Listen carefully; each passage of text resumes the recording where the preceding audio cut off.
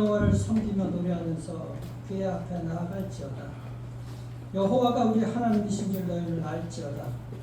그는 우리를 지으시니요 우리는 그의 것이니 그의 백성이요 그의 기르시는 양이로다. 영광과 찬송을 받으시게 합당하신 우리 주님, 그 은혜와 사랑을 참으로 감사합니다. 오늘도 주님의 사랑하는 주의 백성들, 이 자리에 주님의 백성들 하나님 주님 전에 불러 모아주시고 목청껏 주님을 찬양하며 경배 올릴 수 있도록 은혜를 주신 것 참으로 감사합니다. 영의 눈을 떠서 이 자리에 임재하고 계신 창조주 우리 주님을 배울 수 있는 복된 시간 될 수 있도록 은혜를 더하여 주시옵소서. 예배를 기쁨으로 받아 주시옵소서. 살아계신 우리 구주 예수 그리스도의 이름으로 기도드리옵나이다. 아멘. 사도신경으로 신앙 고백합니다. 나는 전능하신 천지의 창조주를 믿습니다. 나는 그의 일하심을 우리 주 예수 그리스도를 믿습니다. 그는 성령으로 인격되어 동정녀 마리아에서 나시고 본디오 빌라도에게 고난을 받아 십자가에 못 박혀 죽으시고 장사된 지 사흘 만에 죽은 자 가운데서 다시 살아나셨으며 하늘에 오시어 전능하신 아버지 하나님 우편에 앉아계시다가 거기로부터 살아있는 자와 죽은 자를 심판하러 오십니다.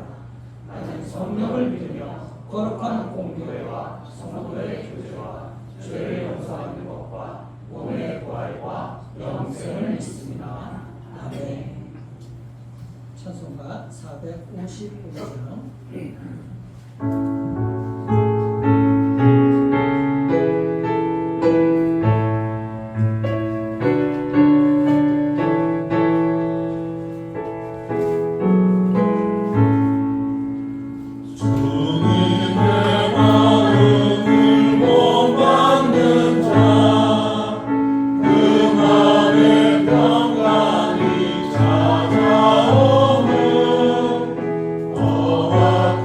세상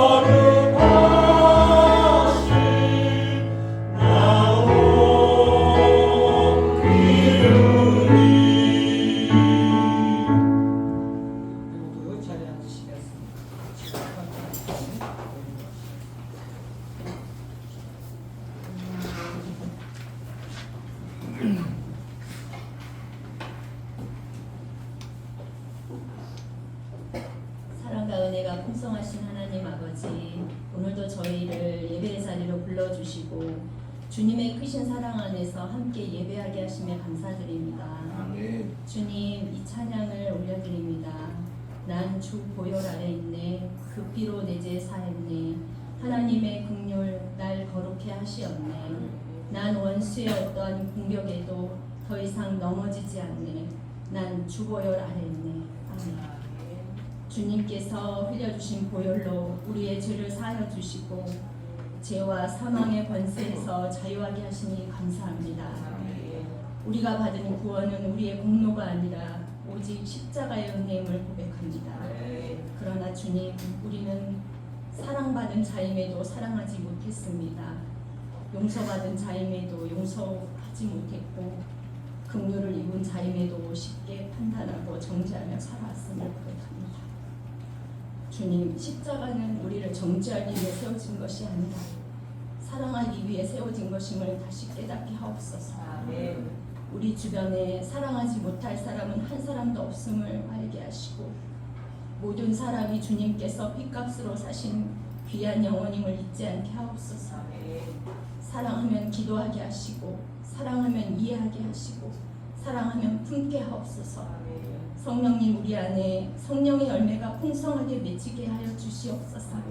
사랑과 희락과 화평과 오래 참음과 자비와 양성과 충성과 온유와 절제가 우리의 삶 속에서 나타나게 하시고 분노와 판단과 원망이 아니라 주님의 성품이 우리를 통해 흘러가게 하여 주시옵소서. 주님, 이번 한 주간을 살아가며 인간의 연약함을 보았고 또 나 자신의 연약함도 보았습니다. 그러나 동시에 사랑의 능력도 경험하게 하셔서 감사합니다. 낙심할 때 위로하는 사람을 보내주시고 두려울 때 기도하는 사람을 붙여주시며 연약할 때 함께 울어주는 믿음의 공동체를 허락하여 주셔서 주님의 사랑이 얼마나 크고 깊은지를 알게 하시니 감사합니다. 주님, 우리가 세상의 작은 어려움에 쉽게 불안해하거나 낙심하지 않게 하옵소서. 지금도 질병과 고통 가운데 있는 이들을 기억하게 하시고 깊은 고난 속에서도 믿음으로 살아가는 영혼들을 바라보며 감사와 사랑의 사람으로 살아가게 하여 주옵소서. 주님, 우리에게 맡겨주신 자리들을 기억합니다. 딸로서, 아들로, 부모로, 아내와 남편으로, 집사로, 직장과 가정의 리더로 살아가는 모든 성도들이 높아지려 하기보다 섬기게 하시고 바꾸려 하기보다 사랑하게 하시고 정죄하기보다 중보하게 하여 주옵소서. 주님께서 제자들의 발을 씻기시며 보여주신 것처럼 우리도 사랑으로 섬기는 삶을 살게 하여 주시옵소서. 주님, 우리에게 세상에서 돈을 많이 벌어라, 많은 것들을 이루고 높아지라고 명령하신 것이 아니라 오직 사랑하라고 명령하셨음을 또한 기억합니다. 사랑받은 자답게 사랑하게 하시고 용서받은 자답게 용서하게 하시며 섬김을 받은 자답게 섬기게 하옵소서. 그 사랑의 명령 앞에 신실하게 순종하는 우리 모두가 되게 하여 주시옵소서. 주님, 성도들의 영적 회복을 위해 주야로 기도하시는 손일 목사님을 축복하여 주옵소서. 성령의 충만함과 세임을 더하여 주시고 말씀과 기도로 교회를 섬기시는 모든 걸음 위에 주님의 은혜를 부어 주옵소서. 또한 다음 세대를 위해 눈물로 기도하며 섬기시는 장유영 선도사님께도 지혜와 능력을 더하여 주시고 그 섬김을 통하여 우리의 자녀들이 믿음 안에 굳게 서게 하옵소서. 주님, 우리의 다음 세대를 주님께 올려드립니다. 세상의 가치관에 휩쓸리지 않게 하시고 겨자씨 같은 작은 믿음이라도 잃어버리지 않게 지켜주옵소서. 그 작은 믿음이 자라 큰 나무가 되어 많은 사람을 품고 하나님의 나라를 세워가는 믿음의 자녀들로 성장하게 하여 주옵소서. 오늘 드리는 예배 가운데 성령님 충만히 임하여 주시고 찬양 가운데 하나님을 깊이 만나게 하시며 선포되는 말씀을 통해 우리의 굳은 마음이 녹아지고 다시 사랑할 힘을 얻게 하옵소서. 오늘도 우리를 사랑하시고 끝까지 포기하지 않으시는 예수 그리스도의 이름으로 기도드립니다. 아멘.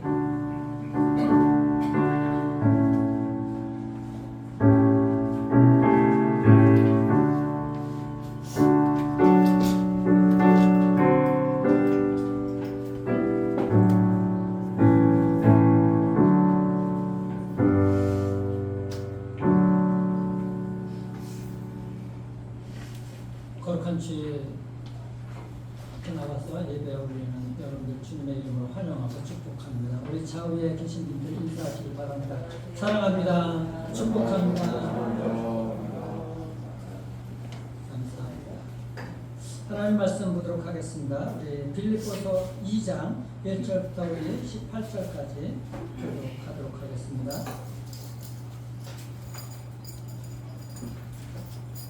신약성경 빌립보서 2장 1절부터 18절 제가 먼저 읽겠습니다. 그러므로 그리스도 안에 무슨 권면이나 사랑의 무슨 위로나 성령의 무슨 교제나 긍휼이나 자비가 있거든 마음을 같이하여 같은 사랑을 가지고 뜻을 합하여 한 마음을 품어 아무 일에든지 다툼이나 화형으로 하지 말고 오직 겸손한 마음으로 각각 자기보다 남을 낮게 여기고 각각 자기 일을 돌보는 거로 또한 각각 다른 사람들의 일을 도와 나의 기쁨을 충만하게 하라. 너희 안에 이 마음을 품으라. 곧 그리스도 예수의 마음이니 그는 근본 하나님의 동시이시나 하나님과 동등됨을 취할 것으로 여기지 아니하시고 오히려 자기를 비워 종의 형체를 가지사 사람들과 같이 되셨고 사람의 모양으로 나타나사 자기를 낮추시고 죽기까지 복종하셨으니 곧 십자가에 죽으심이라. 이러므로 하나님이 그를 지극히 높여 모든 이름 위에 뛰어난 이름을 주사 하늘에 있는 자들과 땅에 있는 자들과 땅 아래에 있는 자들로 모든 무릎을 예수의 이름에 꿇게 하시고 모든 입으로 예수 그리스도를 주라 시인하여 하나님 아버지께 영광을 돌리게 하셨느니라. 그러므로 나의 사랑하는 자들아 너희가 나 있을 때뿐만 아니라 더욱 지금 나 없을 때에도 항상 복종하여 두렵고 떨림으로 너희 구원을 이루라. 너희 안에서 행하시는 이는 하나님이시니 자기의 기쁘신 뜻을 위하여 너희에게 소원을 두고 행하게 하시나니 모든 일을 원망과 시비가 없으시 하라. 이는 너희가 흠이 없고 순전하여 어그러지고 거스르는 세대 가운데서 하나님의 흠 없는 자녀로 세상에서 그들 가운데 빛들로 나타내며 생명의 말씀을 들어 나의 하늘이 헛되지 아니하고 수고도 헛되지 아니하므로 그리스도의 날에 내가 사랑할 것이 있게 하려 함이라. 만일 너희 믿음의 재물과 섬김 위에 내가 나를 전제로 드릴지라도 나는 기뻐하고 너희 무리와 함께 기뻐하리니 이와 같이 너희도 기뻐하고 나와 함께 기뻐하라. 아멘. 사회학자 한병출 교수가 있습니다. 피로 사회라는 책을 썼어요. 이 시대는 피곤한 사회라는 것입니다. 그 책의 서두에 나오는 한 문장이 있는데 이렇게 되어 있습니다. 시대마다 그 시대에 고유한 질병이 있다. 21세기의 시작은 병리학적으로 볼 때 박테리아적이지도 않고 바이러스적이지도 않으며 오히려 신경술적이라고 규정할 수가 있다. 무슨 얘기냐?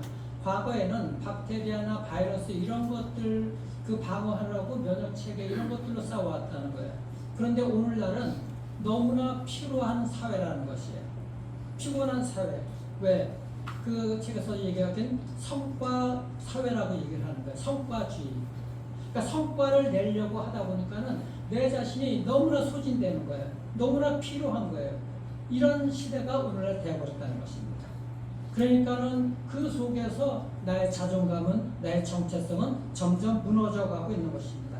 여러분들 그래서 이런 말들, 좋은 말들, 긍정적인 말이 있어요. 너는 할 수 있어. We can do it. I can do it. 당신은 할 수 있습니다. 너는 할 수 있어. 이거 긍정적으로 굉장히 좋다는 거예요. 그런데 이것이 과잉됐다는 거예요. 무슨 얘기냐? 반대로 뒤집어서 얘기를 하게 되면은 너는 그것을 성공하지 못하는 것은 네 책임이야. 그러니까 그것을 이루기 위해서 나를 갈아 넣어야 되는 거예요. 이것이 피로 사회인 것이고 성과 사회를 얘기하는 한마디로 오늘날 현대 시대가 그렇다고 얘기를 하고 있는 것입니다. 그래서 나는 누구인가? 사람에게 물어보잖아요. 나는 누구인가? 스스로도 질문해 봅니다. 그런 것을 얘기할 때 그 나는 누구인가가 내면의 가치, 자신의 내면의 가치를 정말 나는 누구인가로 대답해야 되는데 내가 무슨 일을 하고 있지? 나의 연봉이 얼마였지? 내가 이 일을 하면 큰 일을 이룰 것인데 이것으로 대체가 된다는 것입니다. 그러니까 내가 누구인가 하는 그 질문이 답이 이 질문부터가 여기서 나오는 것이 잘못된 거예요. 이것이 내가 누구인가 내 내면을 갖다가 들여보는 그 질문이 돼야 되는데 당신의 연봉이 얼마입니까? 당신은 무슨 일을 하고 있습니까? 직장이 어디입니까? 이것으로 그 자신을 갖다가 드러내는 정체성을 나타나고 있다는 거예요. 그러니까 거기에서부터 무너지게 되게 되면 내 내면이 자존심이 자존감이 정체성이 무너진다는 거예요. 한마디로 얘기하면 그거예요. 오늘날에 그러니까 끊임없이 내 자신을 채찍질해야 되죠. 성과를 내기 위해서. 그래야 자존감이 살아나거든. 내가 증명이 되거든. 그러니까 그래야 하니까요. 그런데 그렇지 못하면은 사람이 무너지고 거기서 우울증이 오는 것이고 거기서 신경적인 증상이 나타나는 거예요. 그래서 오늘날 많은 사람들이 현대인들이 상담을 해보면은 이 신경적인 그 우울증, 질병을 다 가지고 있다는 거예요. 정도의 차이만 있을 뿐이지. 노출되어 있기 때문에. 그래서 특별히 여러분들 이게 환경에 요즘 뭐 SNS, 인스타 뭐 이런 것들 있잖아요. 근데 그 자신이 자기의 가정에서 삶하고 직장에서 또 다른 곳에서 또 인스타 그 속에서 SNS의 삶의 자기의 모습이 다 다르다는 거야. 그걸 페르소나라고 여러분들 그 인터넷에서 보면은 가면이라는 얘기하나 가면 쓰고 살아간다는 거야 우리나라. 그 페르소나라는 그 인생을 우리나라 많은 사람들이 인스타에서 그렇게 살아가고 있다는 것이죠. 진짜 내 모습이 뭐냐 하는 거예요. 진짜 내 모습이. 그런데 SNS에서 글 쓰는 거 다 안 보이니까 그냥 막 쓰잖아요. 가정에서는 또 여러분들 가족들 대하는 거 다르잖아요. 직장에서 사람들 대하는 거 다르잖아요. 가면을 쓰고 살아간다는 거예요. 그것이. 진짜 나의 모습이 아니라. 이렇게. 그래서 그렇게 살다가 내 자존감이 무너지게 되게 되면 우리의 감정이 롤러코스터를 타는 거예요. 기복이 심한 거예요. 올라갔다 내려갔다 감정에 따라서 그렇게 살아가는 거예요. 그래서 사람들이 오늘날의 그 처방전이 뭐냐? 세상적 처방전. 끊임없이 너의 자존감을 높여라 라는 것이 세상의 처방전이에요. 끊임없이. 심리학적으로 좋은 말도 됩니다. 왜냐하면 심리적인 그 불행의 원인이 낮은 자존감이 있기 때문에 스스로를 사랑하고 그러다 보니까는 정말 내 내면이 그 정체성을 붙들지 못하고 내 자신을 부풀려야 되는 거야. 내 안에 내 자존심. 그러니까 사람들이 뽐내기도 하고 아는 체하고 내 자신을 부풀리는 거야. 뻥튀기 한다는 얘기죠. 쉽게 얘기하면. 없는 얘기도 지어서 만들고 그래야지 이 험한 세상을 살아갈 수 있다고 생각하기 때문에 그렇다는 것이죠. 그러니까 우리가 조금만 무시당해도 사람들이 분노가 나잖아요. 자존감이 무너지기 때문에. 자존감이 무너지기 때문에. 잘 나가는 옆에 사람들 보면은 표정은 안 그런데 은근히 속에서는 질투심이, 시기심이 솟아나는 거예요. 왜 저 사람이 내가 보기에는 나보다 더 못한데 왜 잘 나가고 있지? 라는 것이 현대에서 비교가 되고 있다. 사람들이 비교하면서 살아가고 있기 때문에. 그러니까 그것 때문에 그렇지 않아야 되는데 하면서 자신도 알아. 그러다 보니까 괴로워지는 것입니다. 그러다 보니까 밤에 잠도 못 자. 고민하고 하느라고. 분노하고 화가 나가지고. 인간의 문제는 여러분들 자존감이 낮은 게 아니라고 얘기를 해요. 왜? 우리의 자아가 너무 비대해졌기 때문이라고 그러는데 우리의 자아가. 왜? 우리의 자아가 자아를 너무 부풀린다는 거예요. 문제가 그렇다는 것입니다. 그게 질병이라는 것이죠. 그게 질병이라고. 마음의 병이라고 얘기를 하고 있는 것입니다. 쉽게 얘기하면은 어떤 사람은 우월감에 나는 너보다 낫다. 우월감에 도취되거나 아니면 나는 나보다 못해. 이렇게 무너지거나 이렇게 그 왔다 갔다 하는 시수게임을 사람마다 이렇게 하고 있는 것이죠. 그래서 오늘 이 하나님의 말씀 성경에서 사도 바울이 그런 사람들 그 빌립보 교회를 향해서 편지를 쓰고 있는 거예요. 오늘날에 이게 참 주시는 말씀하고 똑같은데 당시 빌립보 교회는 좋은 교회였었어요. 사랑도 많고 믿음으로 성장하고 좋은 교회였었어요. 성장하는 교회예요. 그런데 내부적으로 문제가 있었어. 내부적으로 문제가 있었어요. 성도 간에 시기가 있었고 다툼이 있었고 허영이 있었어요. 사도 바울이 다툼과 허영을 이렇게 얘기하잖아요. 그 허영이라는 것은 자기 자신을 너무 드러내려고 하는 잘난 체하는 것들, 교만한 것들, 이런 것들을 허영이라고 얘기를 하는 것입니다. 내가 옳다, 이런 영적 교만으로서 빌립보 교인들이 그 당시 내부적으로 몸살을 앓고 있었던 것입니다. 여러분들 오늘도 마찬가지잖아요. 교회가 왜 그럴까요? 교회는 천사들만 모인 것이 아니잖아요. 은혜 받은 죄인들이, 하나님의 은혜로 구원받은 사람들이, 부족한 이 죄인들이 이 자리에 나와서 하나님을 만나는 그런 곳이기 때문에 부족한 것들이 늘 부딪히는 것입니다. 그래서 바울은 복음을 말씀하기 전에 먼저 그들의 마음과 태도 이런 것들을 갖다가 말씀하고 있어요. 바울이 그 빌립보 교인들에게 또 우리에게 묻는 것은 그것입니다. 당신은 지금 누구를 위해서 그렇게 살고 있습니까? 교회 하나님을 믿는데 교회 안에서 당신 자신을 위해서 그렇게 신앙생활을 하고 있습니까?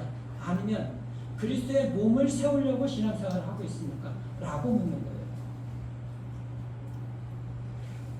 바울은 이 문제 해결하기 위해서 뜻밖의 처분하죠. 자아라는 바로 자신은 실제적인 감옥에 갇혀 있지만 빌립보 성도들이요, 당신들은 그 내면에 그 자아가 감옥에 갇혀 있습니다. 라고서 얘기를 하고 있는 거예요.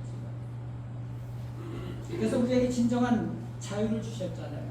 자유로 하나님의 그리스도의 은혜의 보혈로서 우리에게 죄에서 용서 안 받는 자유를 주셨잖아요. 그렇기 때문에 사랑할 수 있는 자유를 주신 거예요. 얽매에 있게 되면, 감옥에 있게 되게 되면 사랑을 하지 못하는 것이죠. 사랑할 수 있는 자유를 주시는 거예요. 그리스도의 은혜로서. 용서할 수 있는 자유를 주셨고, 그런데 왜 그 자유를 가지고서 사랑하지 못하고 용서하지 못하고 서로를 그렇게 다투고 허영이 나타나는 그런 공동체의 모습을 살아가고 있느냐라고서 얘기를 하면서 바로 사도 바울은 너희들 그 내면의 성품들을 바꿔라. 그러려면 어떻게 해야 되느냐? 그리스도의 마음을 본받으라는 것이죠. 그리스도의 겸손을 본받으라고 그렇게 얘기를 하고 있습니다. 그래서 오늘 그 2장 본문 말씀 1절부터 4절까지의 말씀은 핵심은 뭐냐면 교회 공동체를 대한 얘기인 거예요. 교회 공동체, 그 핵심을 대한 얘기예요. 읽어보세요. 2절 보시죠. 2절 다 함께 읽겠습니다. 시작. 마음을 같이하여 같은 사랑을 가지고 뜻을 합하며 한 마음을 품어. 한 마음, 같은 마음, 같은 사랑, 같은 마음 함께. 마가복음 2장 4절 이하에 보게 되게 되면은 중풍이 걸린 한 환자가 있어요. 그런데 그 친구들이 이 자기 친구를 데리고서 예수님께 가려고 합니다. 왜? 예수님께 기도받으면 낫는다는 소문들이 쫙 퍼졌고 그렇거든. 그래서 그 친구를 들곳에 세워가지고 예수님 그 집에 머무는 집에 갔는데 사람들이 너무 많이 집에 몰려 있어요. 그러니까 어떻게 합니까? 지붕으로 올라가서 지붕을 들어가지고 그 들고 중풍 자기 친구를 갖다 내리잖아요.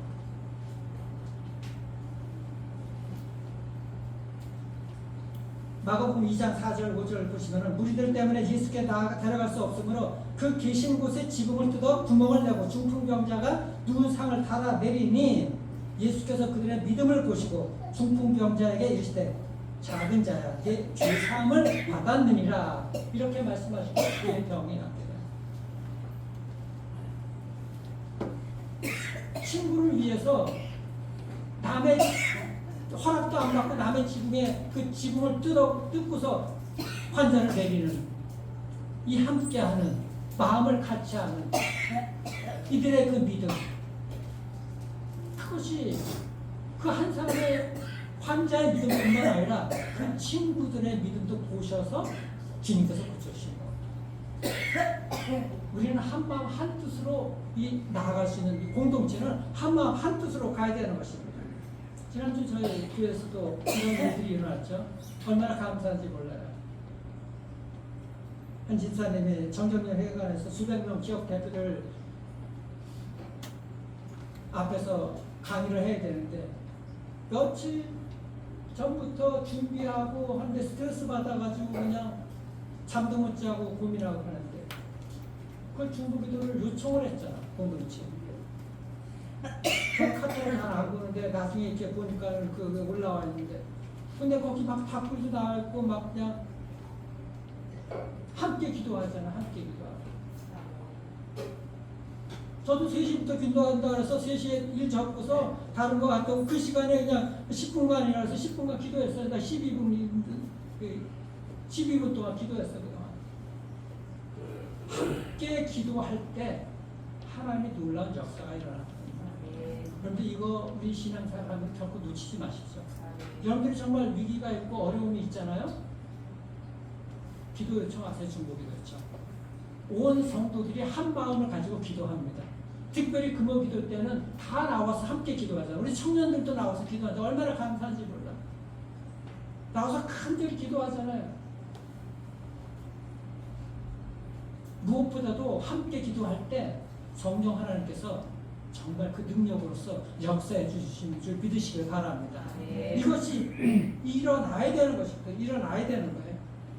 자, 사도 바울이 이어서 이제 그렇게 선언하죠. 우리 3절 보십시오.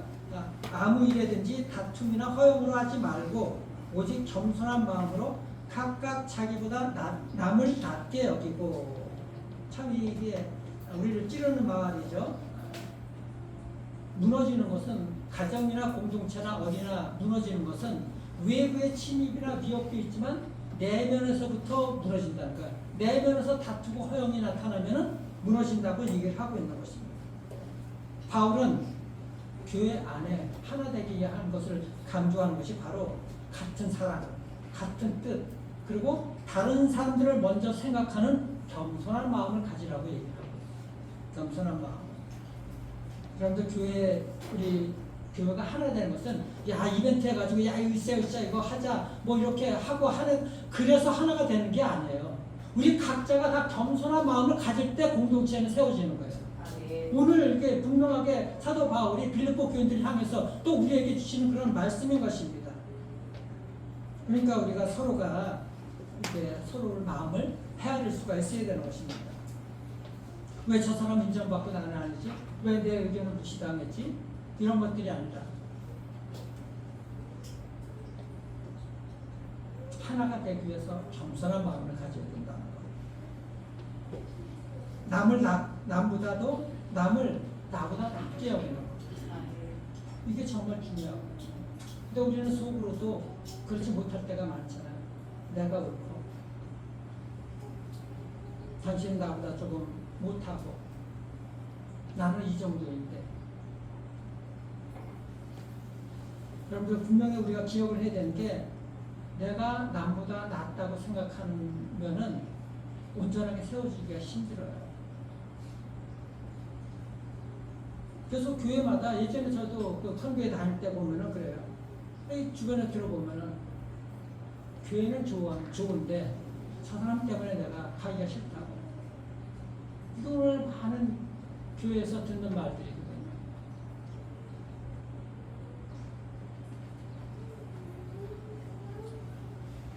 문제는 우리가 사람이 아니라 우리 내면에 있는 연약함이죠. 내 중심으로 살아가겠다고 하는 거예요. 그걸 내려놓으라고 바울이 얘기를 하고 있는 것입니다. 여러분들 겸손한 것은 공동체를 살리는 영적인 힘인 줄 믿으시길 바랍니다. 특별히 우리가 예수님의 마음을 우리가 닮아갈 수가 있어야 되는 것이죠. 그래서 저 사람 바꿔야 되고 이 말씀은 저 사람이 들어야 돼 라는 것이 아니라 이 말씀은 내가 들어야 되는 줄 믿으시길 바랍니다. 내가 바뀌어야 돼요. 저 다른 사람이 바뀌어야 되는 것이 아니라. 4절 우리가 보십시오. 4절. 그래서 각각 자기 일을 돌볼 뿐만 아니라 또한 각각 다른 사람들의 일을 돌보아. 내 일도 돌볼 뿐만 아니라 다른 사람들의 일도 돌보라고 얘기를 하고 있는 것입니다. 그래서 겸손은 뭐냐? 내 마음에서 나를 빼면 돼. 그리고 다른 사람들 내 마음에 초대하는 거예요. 이게 겸손이에요. 그게 겸손. 그리고 내 필요도 있지만은 우리 그리스도인들은 내 필요보다 다른 사람, 저 사람의 필요를 볼 수 있는 눈이 있어야 돼. 다른 사람들을 먼저 생각해야 돼. 그 겸손 하나가 공동체를 살리는 것입니다. 공동체. 그래서 바울이 4절까지 그 공동체 사람들이 교인들이 이 태도를 말한 뒤에 곧바로 그 태도가 어떻게 돼야 되는가, 누구의 마음을 닮아야 되는가 라고서 얘기를 하는 것이 바로 5절입니다. 5절 우리 다 함께 읽겠습니다. 시작. 너희 안에 이 마음을 두라. 곧 그리스도 예수의 마음이니. 겸손해야 된다 말만 하는 것이 아니라 도대체 어떤 겸손이냐, 어떤 겸손, 사람의 겸손이 아니라 예수 그리스도의 겸손이라고 말씀하고 있는데, 그게 6절 7절이잖아요.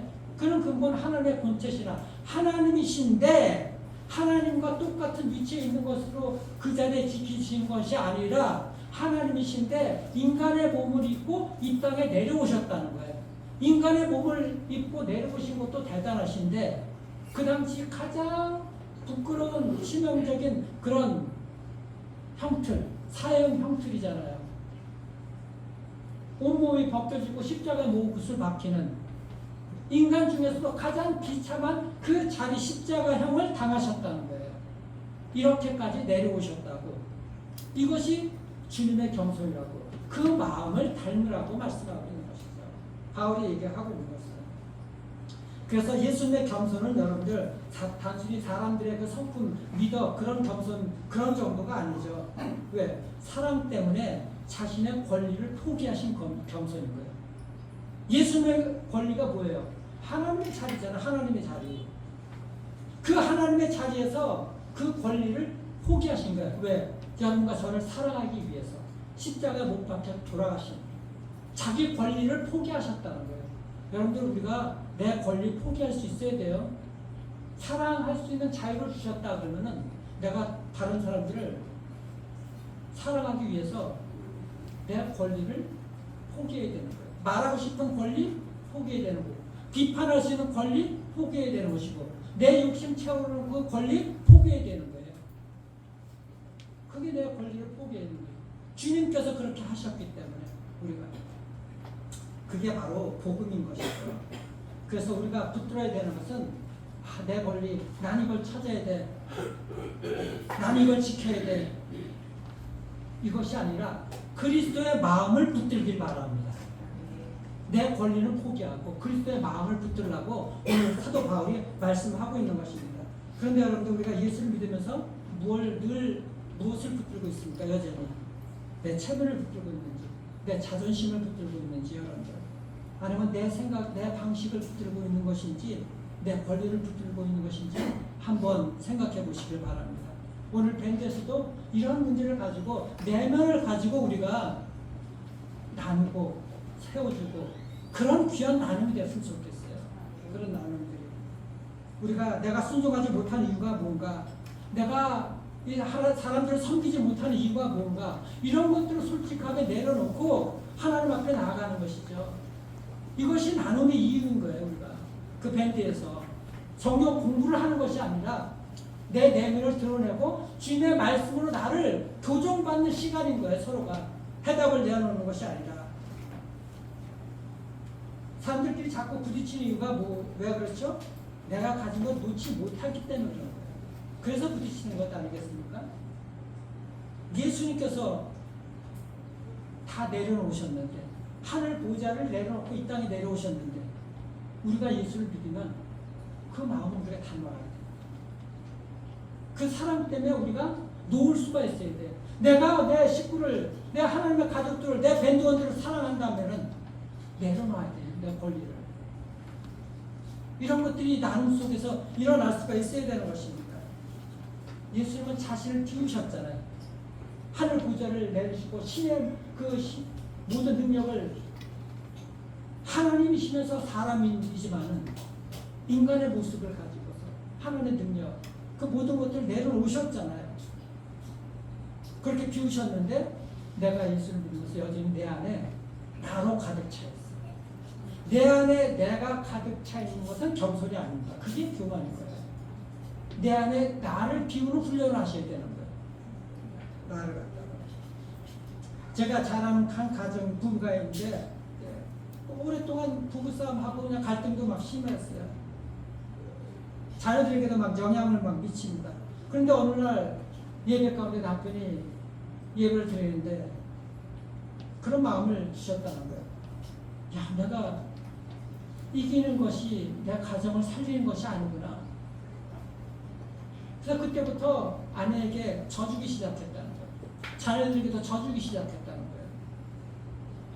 내가 낮아지는 게 지는 것이 가정을 살리는 거구나. 근데 그렇게 마음 먹고 나니까는 마음도 편안해지고 그렇게 행동했더니 정말 가정이 살아나더라는 것이죠. 가정에서 이런 일들이 일어나야 됩니다. 가정에서. 바울은 어떤 마음을 품으라고요? 예수 그리스도의 마음을 품으라고 분명하게 말씀하고 있잖아요. 예수님의 그 마음을 품는 것이 우리의 삶의 기준이 되어야 되는 거예요. 낮아지는 그 마음들, 내가 지려고 하는 그런 마음들, 이기려고 하는 그런 것들이 아니라 여러분들 오늘 이 시간부터 하나씩 선택을 하시기 바랍니다. 하루에 하나씩이라도 내 권리를 무엇을 포기할 것인가, 이걸 한번 선택해 보시길 바랍니다. 내가 포기할 권리가 뭐가 있는가, 하나씩이라도. 여러분들, 내가 화를 낼 수가 있는데 그 화내는 건 여러분들의 권리죠. 화를 낼 수 있는데 그 화를 내는 권리를 포기하는 거야. 분노할 수 있는데 안 하면 대접받아야 되는데 그런 기대감, 그 권리 포기하는 것입니다. 그리고 기도하십시오. 예수님의 마음을 품게 해주십시오. 예수님의 마음을 품게 해주십시오. 그렇게 기도하시길 바랍니다. 그래서 참된 겸손은 여러분들 나는 부족합니다. 능력이 없습니다. 이렇게 고개 숙이는 것이 참된 겸손이 아니라 모든 능력을 가지고 겸손하게 내려오신 그 예수님을 닮아서 내 권리도 하나씩 포기하는 게 참된 겸손인 것입니다. 내 권리를 하나씩 포기해가는 것, 나를 비워오는 것이 바로 겸손이라고 얘기하고 있는 거예요. 왜 예수님이 이토록 철저하게 하늘 보좌를 내리시고 인간의 몸으로 입고 이렇게 낮아지셨는가? 왜요? 우리가 교만했기 때문에 그런 것입니다. 우리가. 여러분 성경에 보면 인류의 최초의 그 인간인 아담과 하와가 있잖아요. 아담과 하와가 하나님이 금지하신 그 선악과 따먹지 말라 그랬잖아요. 그것을 따먹으면 정녕 눈이 밝아져서 나중에 하나님처럼 된다 그랬잖아요. 그걸 먹으면 정녕 죽을 것이라고 얘기했잖아요. 근데도 눈이 밝아지기를 소망하고 그걸 먹잖아. 사탄의 유혹에 빠져서. 그게 교만이라는 거예요. 하나님처럼 눈이 높아서 하나님 자리에 올라서라는 거. 이 교만한 것을 없애기 위해서 그 아들 예수 그리스도가 이 땅에서 와 오셔서 십자가에 못 박혀 죽으신 것입니다. 내 교만을 없애기 위해서. 내가 아담처럼 높아져서 하나님 자리에 올라가려고 하는 것 때문에 그것을 없애기 위해서 예수님께서 이 땅에 오신 줄 믿으시기 바랍니다. 그 교만 우리가 정말 내려놔야 되는 거예요. 내가 하나님처럼 되겠다. 내 삶의 주인은 나다. 나는 왕이야. 나는 내 힘이 최고야. 내 말이 다 껌뻑 죽어. 이런 것들이 바로 그런 교만인 것이죠. 영적 교만이 아담과 하와를 타락시켰고 오늘날 우리에게까지 넘어오게 된 것 아닙니까? 그것 때문에 끊임없이 왜 내가 높아져야 되고 하나님처럼 돼야 되는데 내가 왕이 되는 삶을 살아야 되는데 내가 보니까 저 사람이 왕이네? 저 사람이 나한테 힘이 센 것 같으네? 이러니까 비교하고 열등의식이 있고 거기서부터 삐뚤어진 마음 때문에 끊임없이 시비하고 허영이 나타나고 하는 거예요. 다툼이 일어나고. 그것이 인간 사회의 우리 모습 아니겠습니까? 그래서 성경에 보면 대표적인 그 교만한 그 인물이 있는데 구약 성경에 그 느부갓네살 왕인 거예요. 그 다니엘서 4장에 나오는데 이 왕이 그 당시에 수많은 그 나라들을 침략해서 나라를 합병시키고 그랬어요. 물론 이스라엘도 다 침략을 했고, 근데 그 느부갓네살 왕이 다 그런 권력을 쥐고 나라를 큰 제국으로 일군 후에 하는 말이 있어요. 다니엘서 4장 30절인데 이 큰 바벨론은 내가 능력과 권세로 건설하여 나의 도성으로 삼고 이것으로 내 위엄의 영광을 나타내는 것이 아니냐. 이 모든 것은 내 능력으로 나타난 나의 영광이다. 이렇게 자신 있게 얘기를 했거든. 그런데 하나님께서 그 느부갓네살 왕을 치셔서 그 밤에 그를 죽이게 되고 그는 그 왕좌에서 내려오게 되는 거예요. 그 인생이 끝나게 되는 거예요. 헤롯 왕도 여러분들 자기 영광을 드러내다가 춤추로 이빨 썩어 들어가고 죽게 되잖아.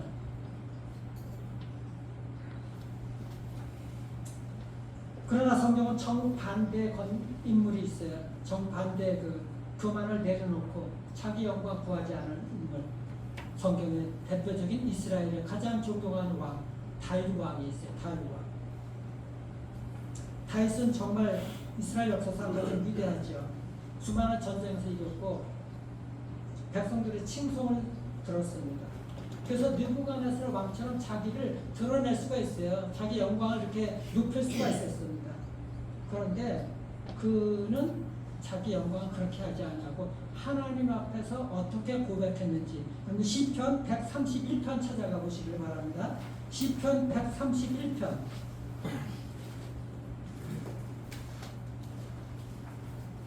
시편 131편 1절 2절 우리 봅니다.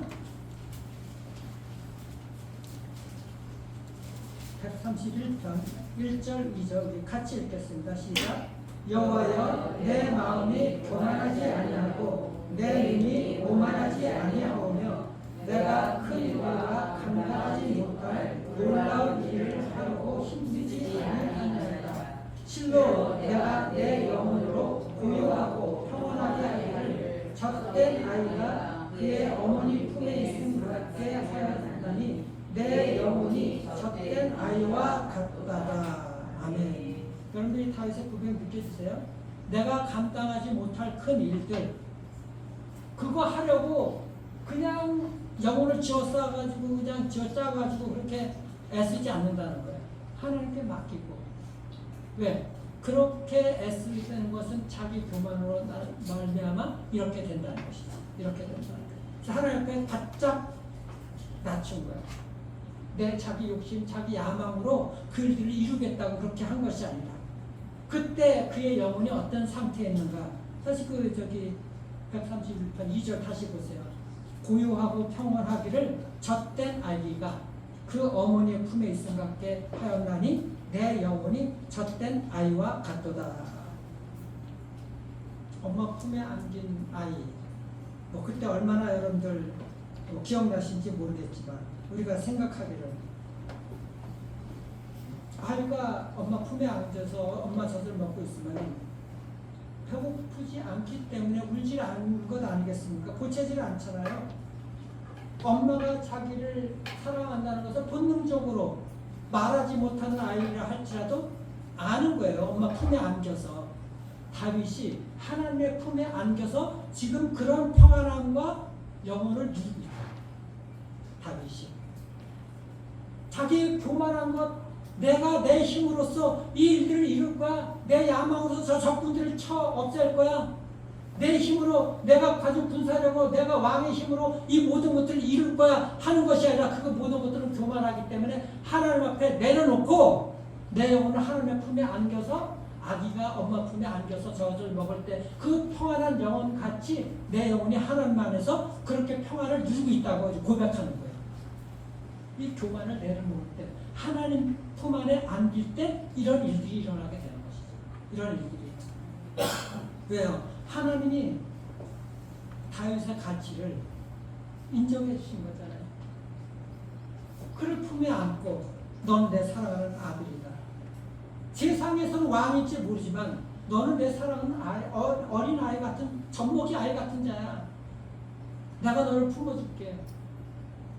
이것을 다윗이 알고서 하나님 앞에서 지금 그 평안한 영혼을 누리고 있는 것을 고백을 하는 거예요. 고백을 하는 거예요. 그 얘기는 뭐냐? 여러분들 어린아이가 영혼이 있다고 자기를 드러내겠다고 막 그러겠습니까? 엄마 품에 안겨서 젖을 먹을 때는 자기 자신을 완전히 잊어버리는 것이죠. 자기 자신을 잊어버리는 것이 교만한 것이 아니고 겸손이에요. 여러분들 겸손은 나를 잊어버리는 거예요. 나를 비워내는 거예요. 그런데 우리는 늘 나를 잊지 않기 때문에 내가 드러나려고 그러는 거예요. 나를 내세워야 되거든. 그래서 우리가 겸손하다고 말하는 사람 있잖아요. 나는 부족해요. 나는 이것이 부족하고 연약합니다. 그런데 그것도 오히려 역적인 이게 거꾸로 된 이것이 교만이라는 것입니다. 왜? 나는 겸손하지, 나는 부족합니다. 나는 연약합니다. 하는 그들 속에서 주체는 뭐예요? 여전히 나라는 거야. 나. 그 나를 겸손은 그래서 나를 자꾸 잊어버리고 내가 없어지는 거라는 거예요. 나를 드러내지 않으려고 한다는 것이지.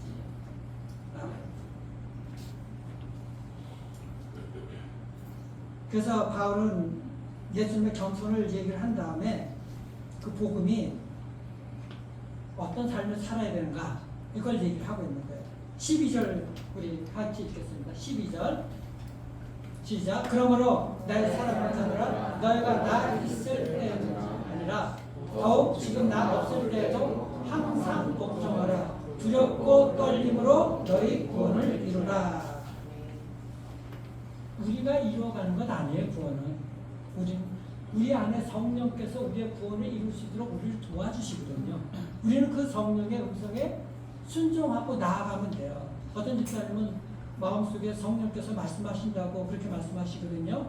마음에 이렇게 주셔가지고 그 마음을 다르게 생각했다고 얼마나 감사한지 모르는 성령께서 음성을 우리에게 주시거든.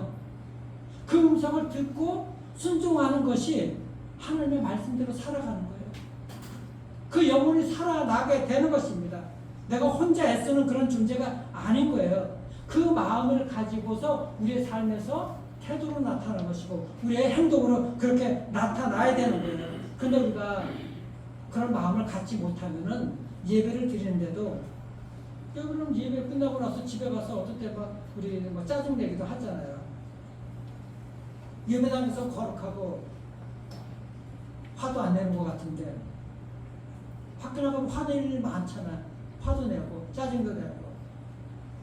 여러분들 기도할 때 막 엄청나게 크게 기도해요. 근데 그 순간 이제 또 나가게 되게 되면은 그런 영성을 하나도 없어. 다 사라지고.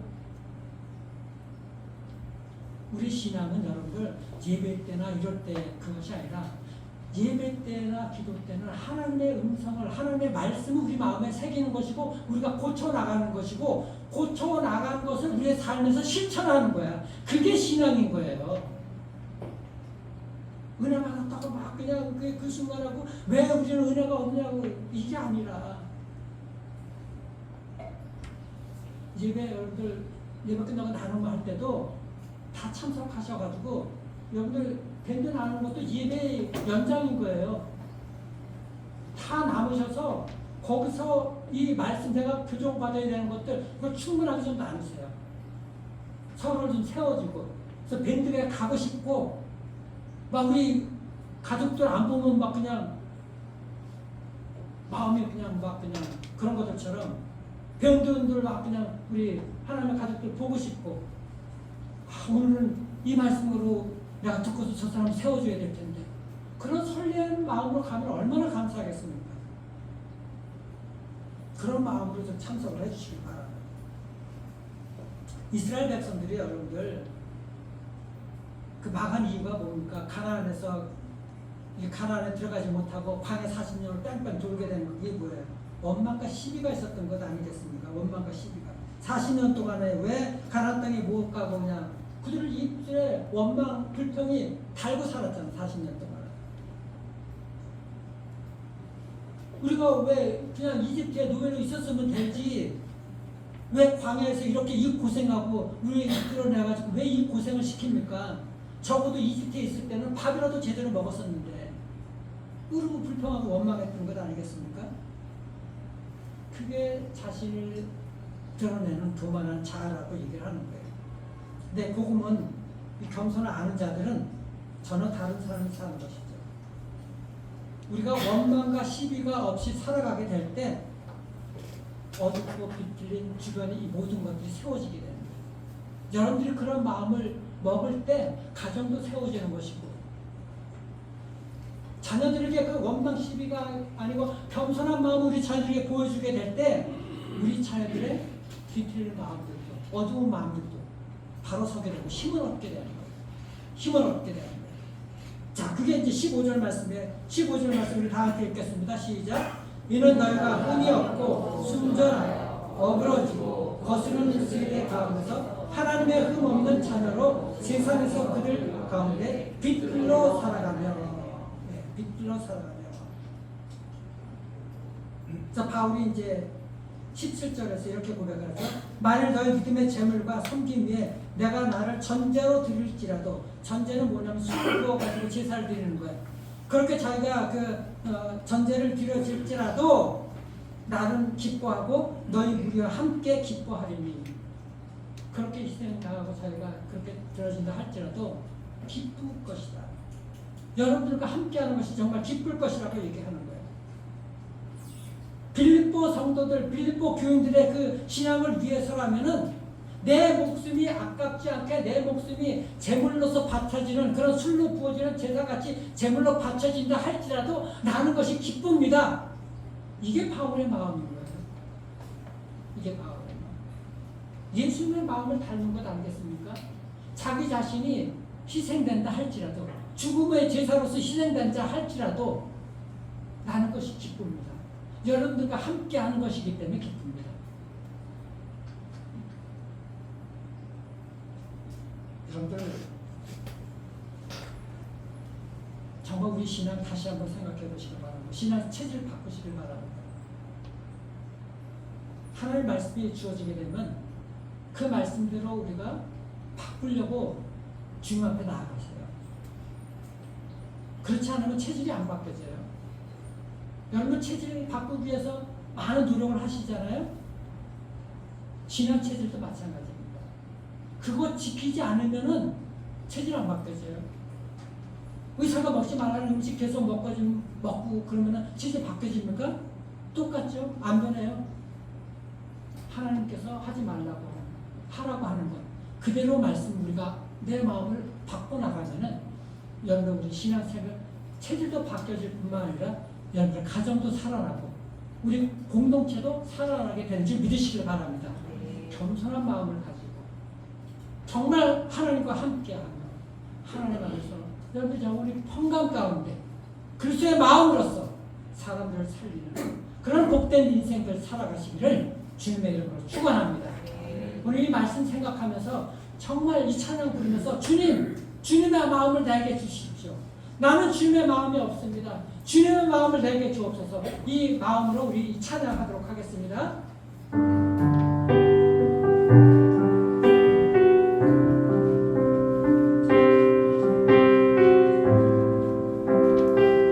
보소서 주님, 나의 마음 선한 것이 하나도 없습니다. 보소서 주님, 나의 마음을 선한 것 하나 없습니다. 그러나 내 모든 것 주께 드립니다. 사랑으로 안으시고 날 새롭게 하소서. 주님 마음 내게 주소서. 내 아버지 주님 마음 내게 주소서. 나를 향하신 주님의 뜻이 이루어지도록 주님 마음 내게 주소서. 보소서 주님, 나의 마음을 선한 것 하나도 없습니다. 선한 것 하나 없습니다.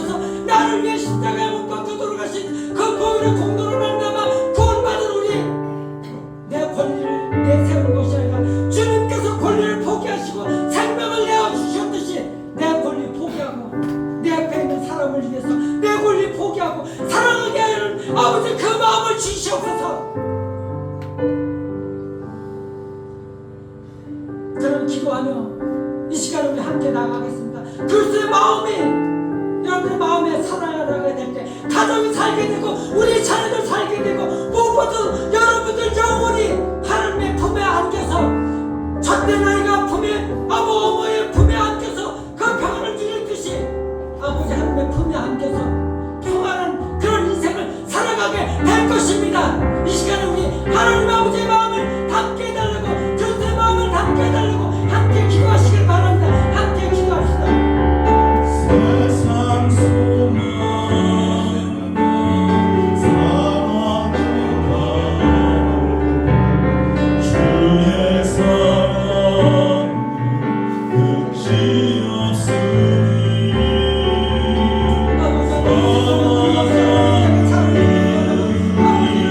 모든 순간 그 부모 짐을 지고 정가를 내려고 나를 책임지는 사랑하는 아버지 내 얼마나 피곤한지 필요한지 아버지의 고백을 합니다.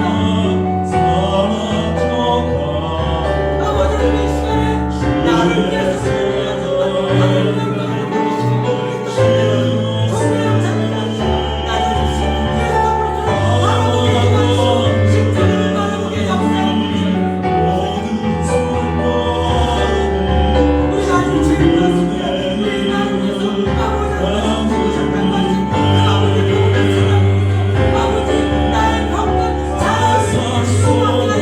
치료하게 하여 주시옵소서. 더 이상 목매지 않도록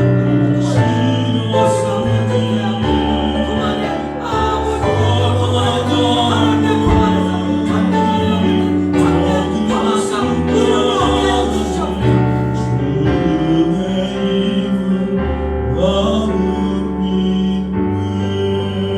살아계신 우리 아버지 하나님, 세상은 끊임없이 우리에게 자아가 높아지려고 그렇게 스스로를 증명하라고 아버지 하나님 다그치고 하나님의 성과를 내라고 하나님의 채찍질 하는데 내 스스로도 내 안에서 하나님의 그렇게 성과를 내려고 무거운 짐을 지고 살아가는 우리의 영혼 얼마나 아버지 하나님의 필요하고 상처받았는지 하나님 이 시간에 주님 앞에 고백하는 시간 되게 하나님 역사해 주시고 우리를 위해서 하늘 영광 보좌를 버리시고 종의 형체로 낮아지신 예수 그리스도의 십자가를 바라볼 은혜가 있도록 하나님 역사하여 주시옵소서. 아멘. 우리가 아직 죄인 되었을 때 우리를 위해 죽으신 그 주님 그 압도적인 아버지 하나님의 복음의 사랑으로서 우리의 나의 병든 자아를 치료받게 역사하여 주시옵소서. 아멘.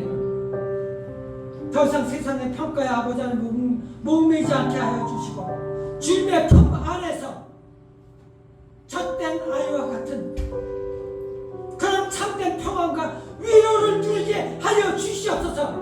나를 증명하려고 하는 아버지 그런 필요한 삶을 끝내고 나를 잊어버리는 참된 복음의 자유를 누리게 하여 주시옵소서.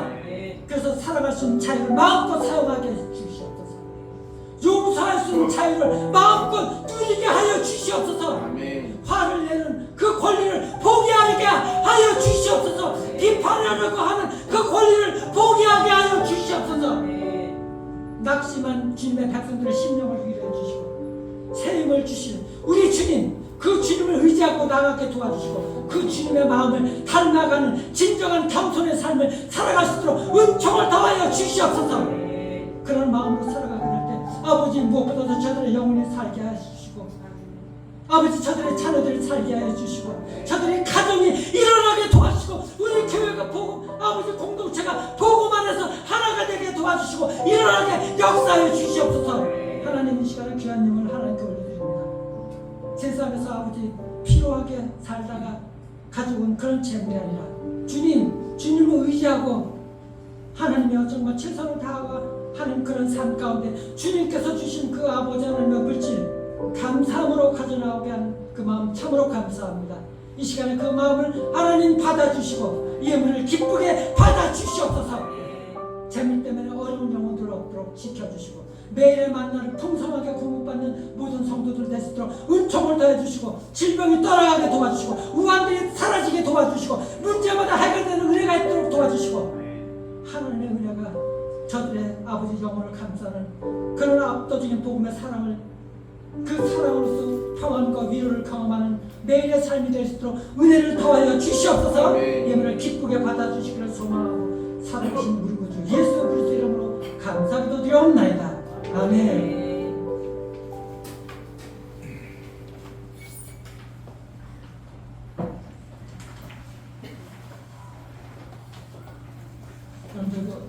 지식서 교회자 남았는데 안 가져가신 분들 개인 묵상이 남았거든요. 가져가셔서 매일 묵상을 해주시길 바랍니다. 묵상한 것들 뭐 우리 이렇게 단톡방에 은혜 받았던 것들 이렇게 올려주시면은 또 그것을 여러분부터 격려하시고 나도 이런 은혜 받았다 이런 것들도 나눠주시고 활기차게 정말 생명력 있는 우리 그 온라인 안에서도 베드로 교회가 이렇게 세워지기를 그렇게 여러분 기도하시고 했으면 좋겠습니다. 우리 해외 나가 있는 우리 주한 형제 또 우리 예지자매 이지자매는 7월에 들어오고 우리 주한 형제도 이번 주에 들어오죠. 예, 위해서 기도해 주시길 바랍니다. 오늘 교회에서 이 무더운 날에 우리 연락하신 어른들 위해서도 메론을 준비했는데 우리 또 가실 때 이렇게 또 하나씩 또 가져가시길 감사하고요. 특별히 우리 또 윤혁 형제가 우리 태국에 몇 달 동안 가서 고생하다가 이 시간에 예배 참석했는데 우리 박수로 사랑의 격려를 드립니다. 감사합니다.